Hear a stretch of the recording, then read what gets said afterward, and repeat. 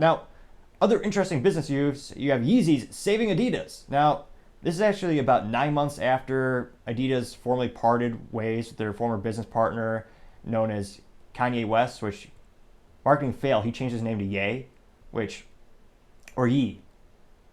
Y-E? So C minus for marketing because everyone's just going to call him Kanye West anyway. And Yee is not very memorable. It's what kids say on a playground, or like if you accidentally bump into someone, like E, which is close to U, like EWW. It's not very good marketing for someone who, traditionally speaking, has been pretty good at marketing, selling albums and all that kind of stuff. Now, they actually parted ways because he had a huge mental breakdown and he said some disgusting anti-Semitic things. Now, ironically, if you look at the history of Adidas, it's kind of funny, kind of the the pot calling the kettle black? But I'll let you Google that sometime and see their fascinating business history of Adidas. Nevertheless, they chose to part ways with Kanye West, and they're left with a problem. Overall, Adidas is not a super powerful brand. They've been around for, ever since World War II, spoiler alert, but it's one of those things where it's not a Nike, bar none in terms of the market share, the sales. And one of the biggest things when it comes to attributes and why Americans specifically just worship celebrities and buy clothes based on what they wear, they see athlete endorsements are a huge deal, and celebrity endorsements are an even bigger deal as people want to somewhat emulate their heroes, I suppose. And they just broke ways with a multi-billion-dollar partner. Now, Yeezy's apparently was the specific shoe model that Kanye and the brand collaborated with together, and there's still discrepancies about who owns with intellectual property. But this also meant that after they parted ways, Adidas had about a little over $1 billion in Yeezy shoes in a warehouse gathering dust. They said they weren't going to sell them because they're, of course, worried about being anti-Semitic, and part of the money would go to Kanye. So they're in a pickle in that regard. But if they do nothing, that's a big part of their sales strategy. That's a big part of their inventory.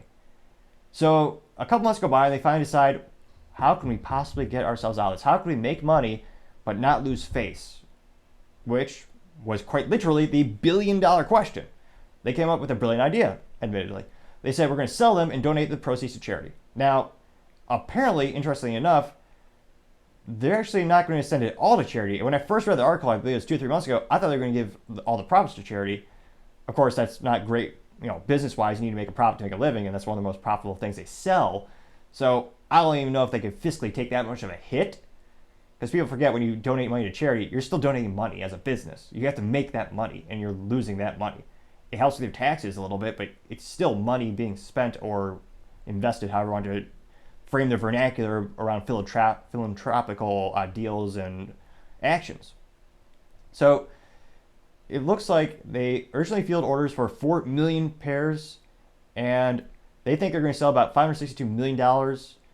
And this is from anonymous sources. And time shall tell to see if they could really get that much money. There's going to be a lot of people that perhaps buy because of the collectability, because if they truly sever their partnership with Kanye West or Ye, whatever he prefers to be called these days, this will become a collectible, and people collect shoes religiously. There's a whole community and people spend more money on shoes than cars in some circles when it comes to collecting like the Air Jordans, which is Michael Jordan's brand with Nike.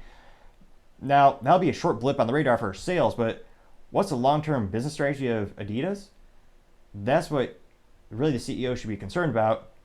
Are they hopefully courting and trying to, court and date, or, business-wise date celebrities to try to get another endorsement deal or a collaboration with another athlete, or I guess he's a more rapper? Because that's a big part of fashion. Personally, I don't really care. This is a suit I got 5 or 7 years ago for a friend's wedding, and no one famous wore it as far as I know. Well, it's new, so hopefully they won't wear it and put it back. But I digress. I'm not their target audience, for sure. But it'll be interesting to see what Adidas do as they try to remain profitable and try to ideally grow the business in the hyper-competitive landscape that is fashion apparel.